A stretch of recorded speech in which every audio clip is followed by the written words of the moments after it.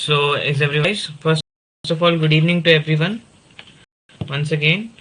So, I think it's time for us to start the class. And those who are coming late, please ask them to. If you know any of your friends, please ask them to join quickly. Okay? जिसको भी जो late आ रहे, please ask them to review the recordings so that they can go ahead with the preparation.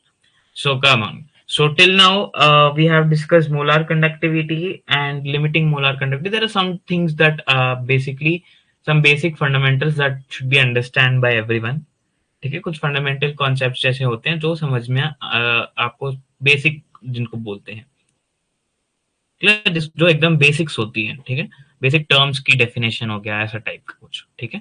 तो उसके ऊपर हमें थोड़ा revise करना पड़ेगा पहले, ठीक है। तो सबसे पहले जैसे हमने कल कुछ टर्म्स एक्सप्रेस किए थे, कुछ टर्म्स हमने पढ़ा था, जैसे आर, फिर हो गया आपका रो, फिर हो गया आपका जी, फिर हो गया आपका के। What is this? ये था आपकी रेसिस्टेंस, ये था आपका स्पेसिफिक रेसिस्टेंस, ये थी आपकी कंडक्टेंस, और ये थी आपकी स्पेसिफिक कंडक्टेंस, ठीक है। फिर ये था आपका दूसरा टर्म मोलार कंडक्टिविटी।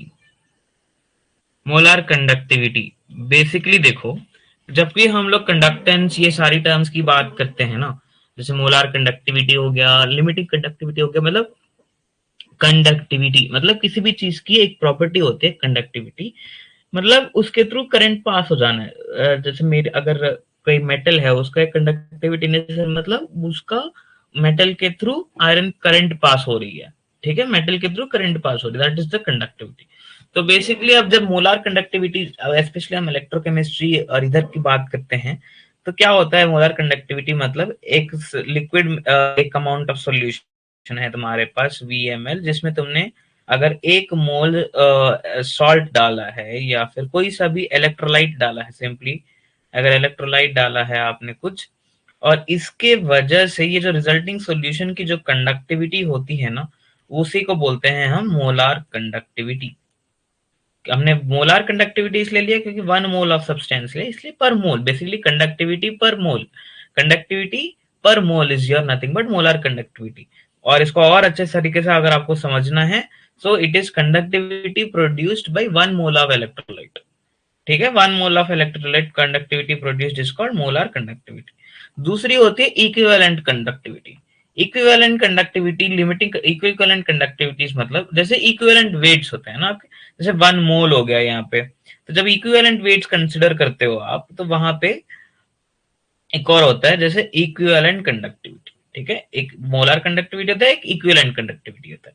तो जब इक्विवेलेंट कंडक्टिविटी की जब आप बात करते हो, तो ये जब 1 इक्विवेलेंट या फिर 1 ग्राम इक्विवेलेंट ऑफ इलेक्ट्रोलाइट डाला है आपने, इक्विवेलेंट कैसे निकालते हो? इक्विवेलेंट वेट्स का कॉन्सेप्ट। तो इक्विवेलेंट वेट्स कैसे निकालना है?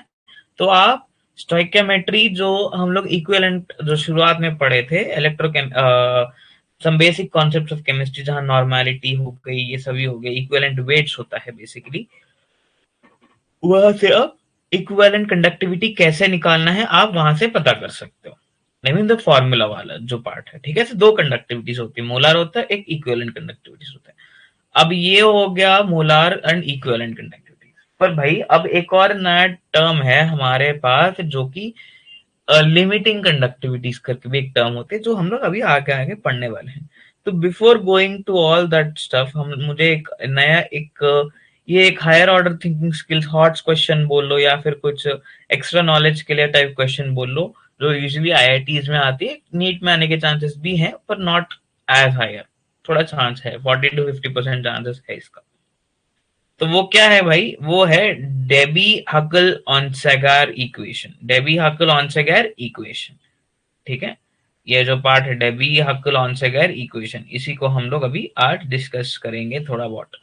तो व्हाट इज डेबी हकल ऑनसेगार इक्वेशन? इसका इक्वेशन होता है ये वाला, ठीक है, कैप, क्या ये जो ट्राइंगल टाइप है ना, इसको कैप बोलते हैं, ठीक है।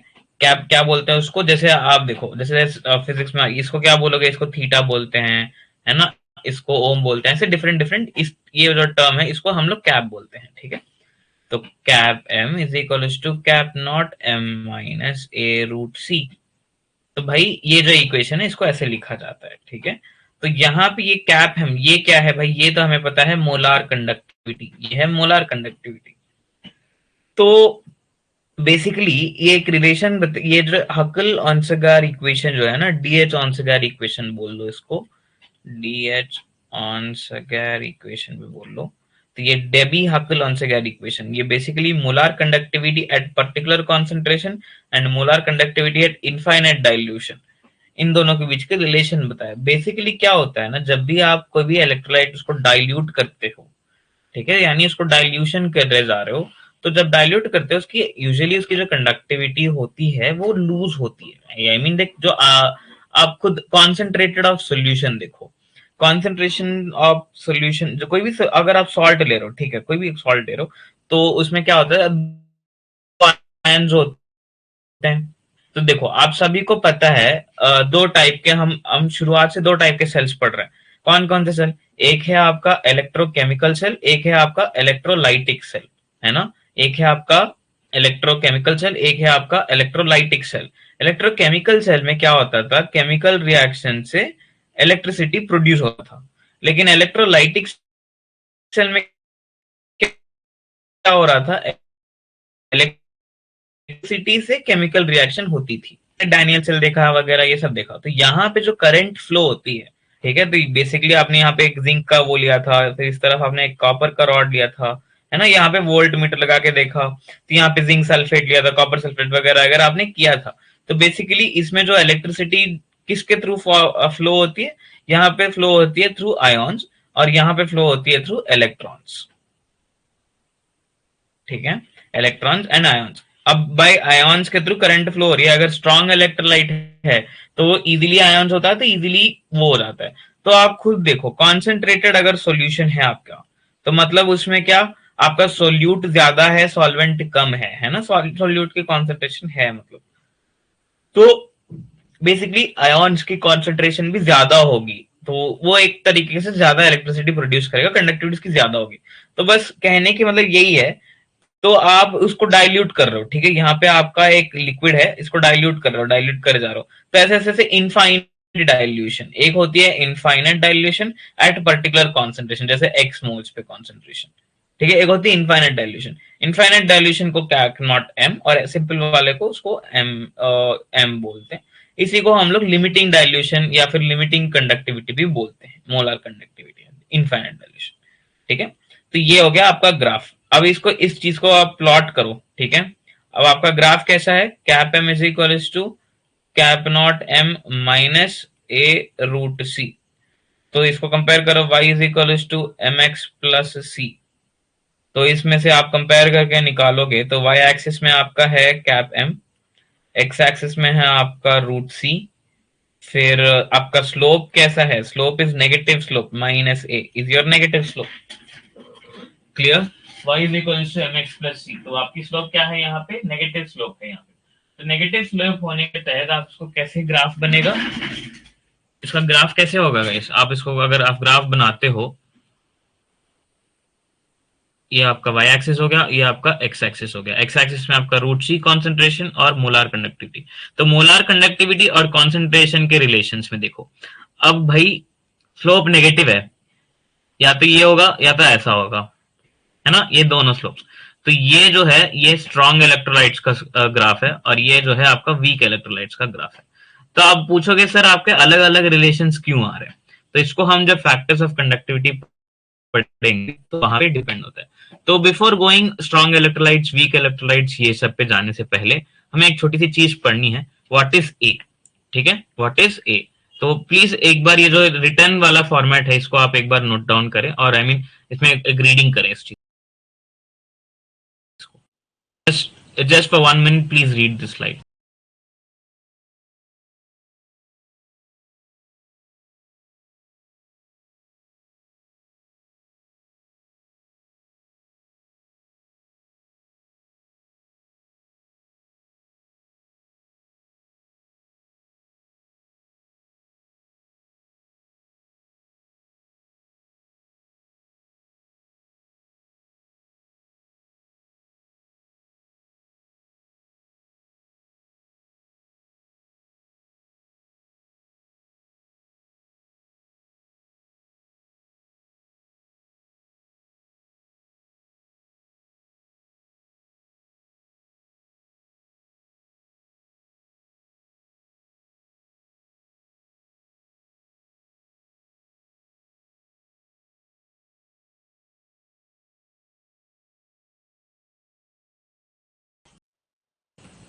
यस, क्या आपकी रीडिंग फिनिश हो चुकी है? So the main purpose of giving you time to read the slide is, जब मैं आपको एक्सप्लेन कर रहा हूं तो आपकी कंसंट्रेशन पूरी स्लाइड पे होनी चाहिए और क्या क्या पढ़ाया जा रहा है आप रिलेट करो उस चीज को, ताकि आपकी जल्दी पढ़ाई हो सके, मतलब आप चीज कॉन्सेप्ट समझ जाओ। ठीक है, तो बेसिकली देखो ये हो गया, आपने ग्राफ तो प्लॉट कर दिया इसका, इस इक्वेशन का ग्राफ हमने यहाँ प्लॉट किया है। ठीक है, तो बिफोर अभी ग्राफ ग्राफ को साइड में रखते हैं अपन। ठीक है, ग्राफ को साइड में रख के इसमें जो टर्म्स है ना उसको हम लोग थोड़ा डिस्कस करते हैं। तो बेसिकली ये कौन सा इक्वेशन है गाइस? ये है आपका डी एच ऑनसागर इक्वेशन, यानी इसको बोलते हैं डेबी हकल इक्वेशन। ठीक है, तो बेसिकली यहाँ पे जो ये ए है, this is the important term, ये एक कांस्टेंट है जो कि सॉल्यूशन पे डिपेंड करता है। ठीक है, it basically depends nature on solvent, temperature and on the type of electrolyte. ठीक है, यानी nature of solvent, temperature and electrolyte, इन चीजों पे डिपेंड करती है। तो देखो बेसिकली क्या होता है, जैसे अभी यहाँ पे देखो, ये जो है इन चीजों पे डिपेंड करती है। बेसिकली अगर charge of cation and ion produced जो होती है, कैटन आयन, यानी आप NaCl देखो, NaCl हो गया, CaCl, जैसे MgSO4, इसको, this is the wrong thing, you have to write here Mg2SO4। तो बेसिकली इसको ऐसा नहीं, ये यहाँ पे थोड़ा, ये CaCl2 और MgSO4। तो बेसिकली आप इसको देखो, अगर NaCl को मैं आयनाइज करता हूं तो क्या आ जाता है NaCl, तो if on ionisation it becomes Na plus plus Cl minus. अगर MgSO4 बोलता हूं तो मैं बोलूंगा Mg plus 2 plus SO4 minus 2, CaCl2 giving me Ca plus 2 plus 2Cl minus. ठीक है, ऑन आयनाइजेशन ना।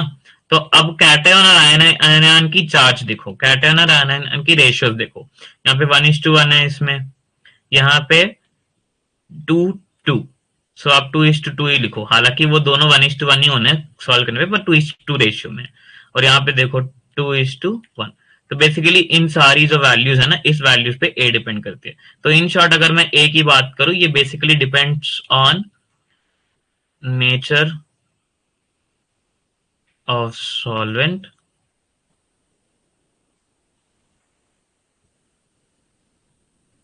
and so basically A depends on nature of solvent, temperature, ion ratio. Clear?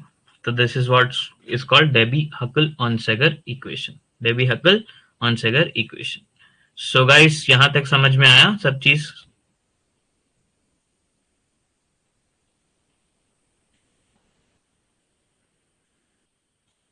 Basically हम इतने टाइम तक कंडक्टिविटीज की बात कर रहे हैं, मोलर कंडक्टेंस, इक्विवेलेंट कंडक्टेंस, ये सारी चीजें बात कर रहे हैं।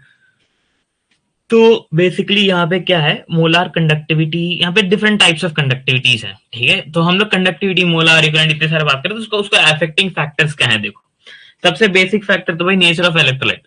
स्ट्रॉन्ग इलेक्ट्रोलाइट्स हो, जैसे KNO3 हो गया, KNO3, KCl, NaOH, ये सारी आयनाइज्ड एक्वस, ये सारी अगर तुम एक्वस सॉल्यूशन में डाल दोगे तो इनकी कंडक्टिविटी ज्यादा होगी स्ट्रॉन्ग इलेक्ट्रोलाइट्स की। तो आप यहाँ पे इंपॉर्टेंटली नोट करें हर एक चीज को, स्ट्रॉन्ग इलेक्ट्रोलाइट्स की कंडक्टिविटी कौन कौन सी, मोलार कंडक्टिविटी और इक्विवेलेंट कंडक्टिविटी, दोनों हाई होगी। कब? In aqueous state. ठीक है, weak electrolytes, the weak electrolytes की एक्वस स्टेट में इनकी वैल्यूज जो है ना, कैपिटल एम और कैप एम और इक्विवेलेंट कंडक्टिविटी दोनों की थोड़ी कम होगी। अब क्यों?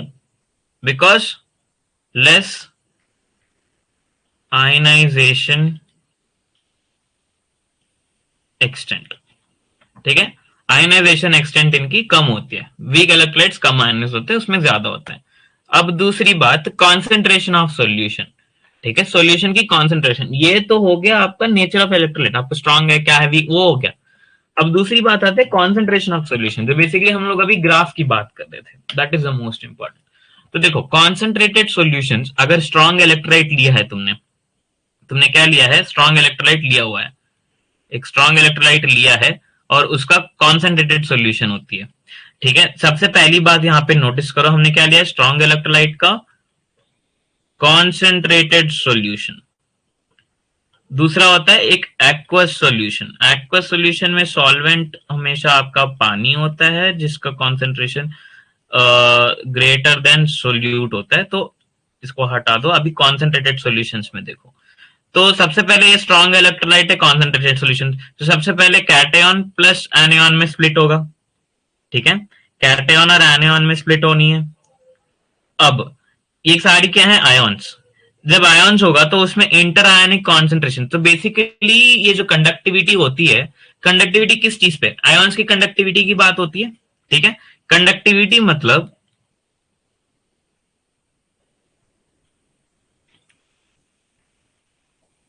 Flow of electricity through ions.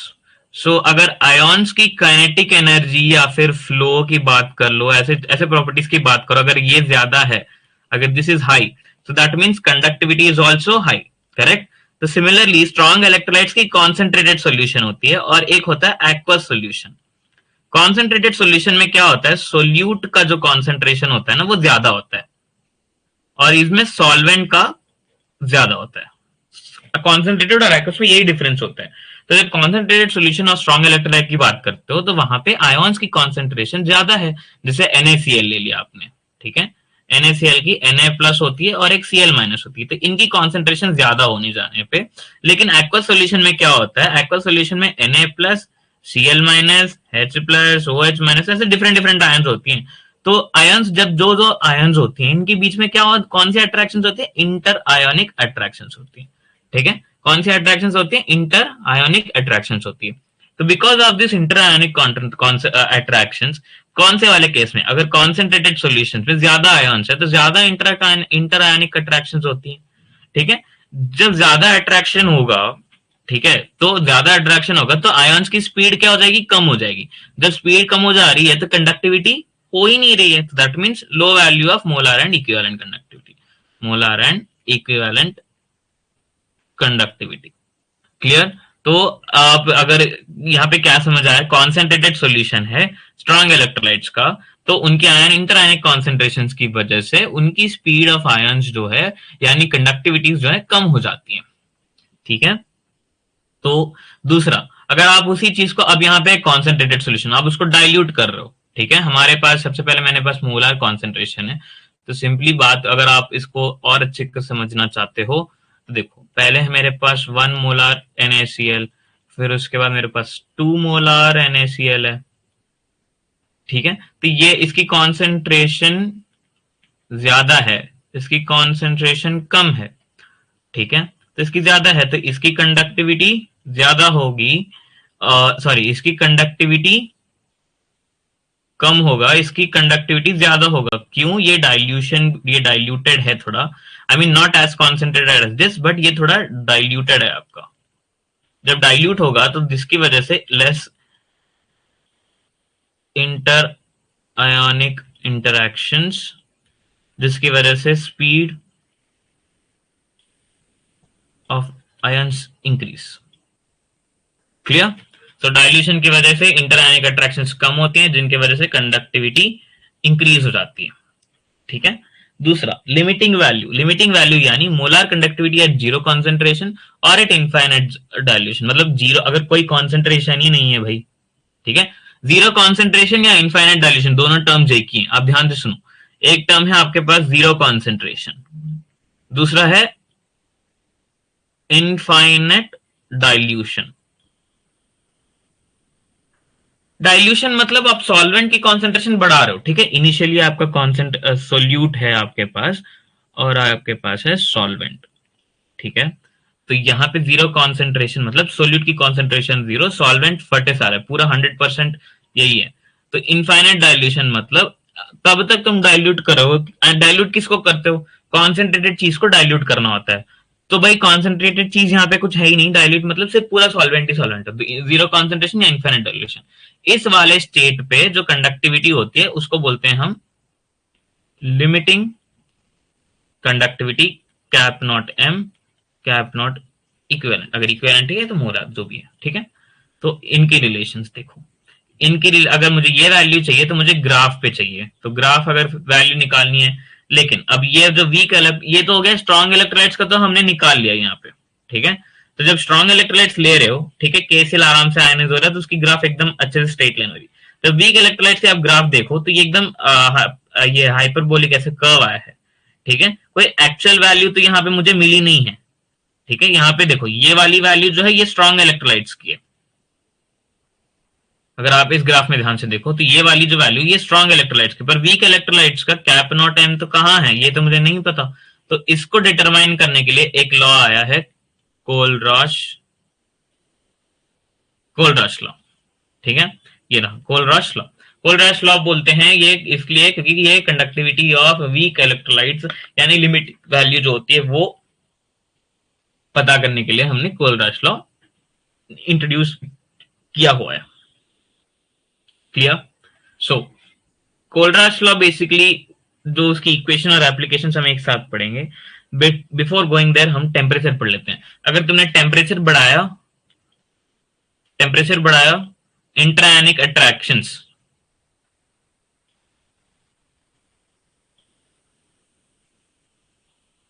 Decrease, जिसके वजह से increase in kinetic energy, both molar, जिसके वजह से मोलर और इक्विवेलेंट कंडक्टिविटी इंक्रीज हो जानी है।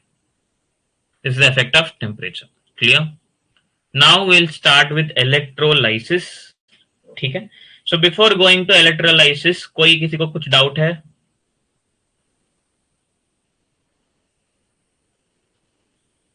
और शैल वी गो अहेड?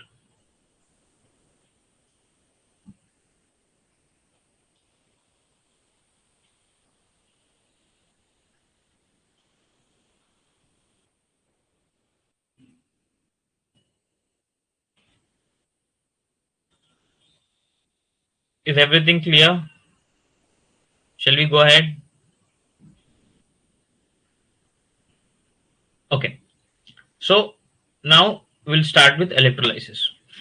ये totally opposite of electrochemical cell, complete opposite of electrochemical cell. It is the process of decomposition of an electrolyte when electric current is passed through the aqueous solution or molten state. Basically क्या होता है आप इसको खुद समझ लो, बहुत आराम से, आप बचपन से इस चीज को पढ़ते आ रहे हो, ठीक है। तो मैंने क्या किया यहाँ पे,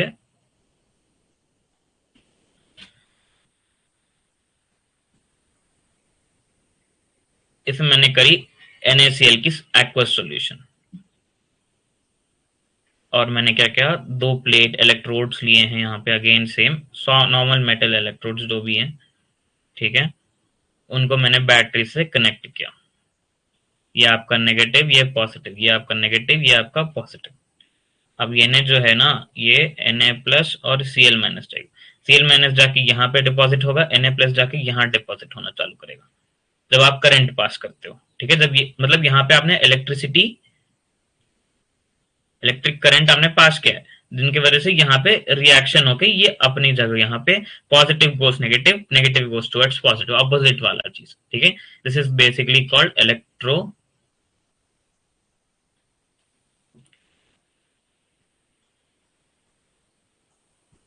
तो इलेक्ट्रोलाइसिस में क्या होके आखिर होता क्या है ना, electrical energy is converted to chemical energy, ठीक है, एंड ये नॉन स्पॉन्टेनियस रिएक्शन होता है, नॉन स्पॉन्टेनियस रिएक्शन।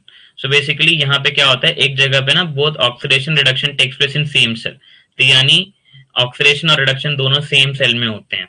जैसे अगर आप इलेक्ट्रोकेमिकल सेल की बात करते हो, इलेक्ट्रोकेमिकल सेल, वहां पे हाफ सेल्स होती हैं, जैसे जिंक का जो है ऑक्सीडेशन होता है, यहाँ पे कॉपर का जो है वहां पे रिडक्शन हो रहा था, तो अलग अलग सेल्स थे, ये हाफ सेल था, ये one half cell, second half cell, यहाँ पे पूरा एक ही सेम सेल है, तो इसलिए ऑक्सीडेशन और रिडक्शन दोनों एक ही सेल में होते हैं, ठीक है, that is the difference between electrochemical and electrolytic cell. दूसरा, एनोड जो है पॉजिटिवली चार्ज एंड कैथोड जो है नेगेटिवली चार्ज ऑफ इलेक्ट्रोलाइट होती है। ठीक है, एनोड जो है पॉजिटिव चार्ज होता है, तो ये आ गया आपका एनोड, ये हो गया आपका कैथोड। ठीक है, ये हो गया आपका एनोड, ये हो गया आपका कैथोड। अब इस चीज को इलेक्ट्रोकेमिकल सेल में देखो। इलेक्ट्रोकेमिकल सेल में क्या था, एनोड की साइन जो थी वो थी नेगेटिव, कैथोड की साइन जो थी पॉजिटिव होती थी, ये इलेक्ट्रोकेमिकल सेल में। और ये है इलेक्ट्रोलाइटिक सेल में। क्लियर, फर्क समझ में आ रहा है आपको चीजों में? ठीक है, इलेक्ट्रोलाइटिक सेल में कैथोड की साइन नेगेटिव और एनोड की साइन पॉजिटिव, ये जनरल वाला। इलेक्ट्रोकेमिकल सेल में उल्टा हो जाता है बस। ठीक है, दूसरा, अब इलेक्ट्रोलाइसिस जब होती है तो कैटायंस जो लिबरेटेड होते हैं वो कैथोड में जाते हैं, एनायंस जो होते हैं वो while anions at the anode. ठीक है, जो भी एनायंस जो फॉर्म होते हैं वो एनोड पे जाते हैं। तो बेसिकली एनायंस सारे एनोड पे जा रहे हैं, क्योंकि नेगेटिव वाले सारे क्या है आपके एनायंस है, पॉजिटिव वाले सारे क्या है कैटायंस है। तो कैटायन सारे कैथोड के पास, एनायन सारे एनोड के पास। क्लियर, इस चीज को अगर आपको अच्छे से समझना है, let's make a simple diagram for you guys, so that आपको अच्छे से और क्लियरली ये चीज समझ आ जाए।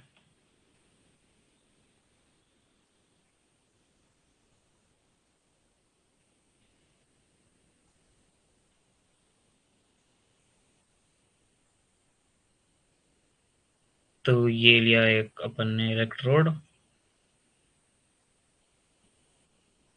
इधर एक और इलेक्ट्रोड है अपन, करेक्ट, जिसमें ये नेगेटिव और ये पॉजिटिव, ये नेगेटिव ये पॉजिटिव, ये नेगेटिव ये पॉजिटिव। ये है आपका एनोड, ये है आपका कैथोड। तो यहाँ पे पॉजिटिव आयंस भी होंगे, यहाँ पे नेगेटिव आयंस भी होंगे। जितने पॉजिटिव आयंस हैं ये यहाँ डिपॉजिट होते हैं, ये जितने नेगेटिव आयंस यहाँ डिपॉजिट होते हैं। ठीक है, और कैथोड का साइन यहाँ पे नेगेटिव है और यहाँ पे एनोड का साइन पॉजिटिव है। What are this negative ions called? anions. What are these positive substances are called? These are called cations. Clear? So on passing यहाँ पे होती क्या है, ये electrical energy is converted to chemical energy. ठीक, current pass कर। So this is your electrolytic। अगर मैं इलेक्ट्रोकेमिकल सेल की बात करूं, ठीक है, एनोड का साइन था पॉजिटिव, कैथोड की साइन थी नेगेटिव। इलेक्ट्रोलाइटिक, एनोड, कैथोड की साइन नेगेटिव, इसमें इसकी साइन पॉजिटिव। यहाँ पे कैथोड पॉजिटिव होता था और इलेक्ट्रोकेमिकल में रिवर्स होते हैं, ये नेगेटिव होता है, ये पॉजिटिव होता है। ठीक है, ये these are the sign differences between both the cells if you are paying attention deeply, so आपको समझ आ जाएगा। तो जब भी when two or more ions compete at the electrodes, जब दो दो या अलग टाइप के आयंस compete करते हैं इलेक्ट्रोड पे डिपॉजिट होने के लिए, तो जिसका रिडक्शन पोटेंशियल ज्यादा होगा वो ज्यादा कैथोड पे वो होगा, जिसका लोअर रिडक्शन पोटेंशियल होगा वो एनोड पे होगा। तो बेसिकली क्या होता है यहाँ पे, जब दो आयंस की बात करते हैं हम यहाँ पे, चलो ये तो हो गया पॉजिटिव नेगेटिव वाली चीज। जब अगर अगर कोई और आयंस भी है, सिंपल दो, अगर नॉर्मली बात करें, ठीक है, अगर आयंस की बात करें आप, तो वहां पे क्या होता है, जिसका रिडक्शन पोटेंशियल अगेन जो रिड्यूस जिसकी रिडक्शन पोटेंशियल ज्यादा है, कैथोड में हमेशा क्या होगा, हमेशा रिडक्शन होगा, एनोड में हमेशा ऑक्सीडेशन होता है। ये फिक्स है दोनों जगह पे, इलेक्ट्रोलाइटिक और दोनों जगह पे रिडक्शन ऑक्सीडेशन ये यही पे होना है। ठीक है, वहां पर भी एनोड में ही ऑक्सीडेशन होती थी और यहाँ पर भी एनोड में ही ऑक्सीडेशन होती है। ठीक है, तो रिडक्शन में जिसका रिडक्शन पोटेंशियल यानी ई नॉट रिडक्शन पोटेंशियल जिसका ज्यादा है वो कहाँ जाएगा, यहाँ। जिसका ई नॉट कम है वो आएगा एनोड पे। बेसिक पॉइंट है ये। ठीक है, कोई डिफरेंस नहीं है इसमें, कोई रॉकेट साइंस नहीं है, बहुत सिंपल है। ठीक है, कोई मेटल टू बी डिपॉजिटेड, अगर कैथोड के टाइम इलेक्ट्रोलाइसिस पे अगर कोई कैथोड की जगह कोई मेटल डिपॉजिट होनी है, तो उसके लिए जो करंट चाहिए, अब तुम बाहर से करंट दे रहे हो यार, बाहर से क्या दे रहे हो, बैटरी सप्लाई कर रहे हो यानी वोल्टेज दे रहे हो, तो वो जो वोल्टेज होती है जितना देना होता है, कोई अब हर एक मेटल का, हर एक सब्सटेंस का अपनी अपनी इलेक्ट्रोड पोटेंशियल है। इलेक्ट्रोड पोटेंशियल यानी रिडक्शन पोटेंशियल है। तो उतनी जितनी रिडक्शन पोटेंशियल उसकी है उतनी तुम दोगे, तो वो उतना ही जाके डिपॉजिट होगा। अगर मान लो किसी का कुछ ज्यादा है तो वो उसको अपन थोड़ा एक्स्ट्रा वोल्टेज देते हैं, उसको बोलते हैं बबल वोल्टेज। ये भी तुम्हारा आईआईटी एक्स्ट्रा पॉइंट है, उतना इंपॉर्टेंट नहीं है, मेन चीज है आपको यहाँ तक। तो इलेक्ट्रोलाइसिस में बेसिकली आपको पता क्या होना चाहिए, the sign differences electrolytic and electrochemical cell, this is the basic electrolytic cell, जो बेसिक फंडा आता है। क्या आप लोग को यहाँ तक समझ में आएगा इस? अब कल के क्लास में, I mean the next week session या फिर द नेक्स्ट सेशन में हम लोग डिस्कस करेंगे about Faraday's law.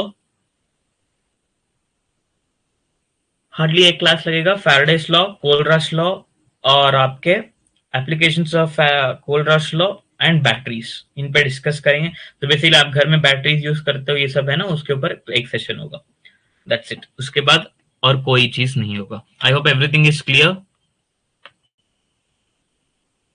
Any questions? Okay, if no questions, then you are free to go. आपकी क्लास नेक्स्ट बॉटनी की क्लास होगी, तो आप वो अटेंड करें,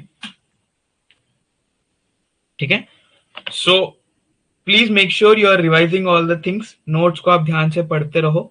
मेन चीज आपका एनसीईआरटी बुक है, एनसीईआरटी बुक से पढ़कर तो कुछ है नहीं, तो प्लीज मेक श्योर आप उस बुक्स को अच्छे से पढ़ो। क्लियर?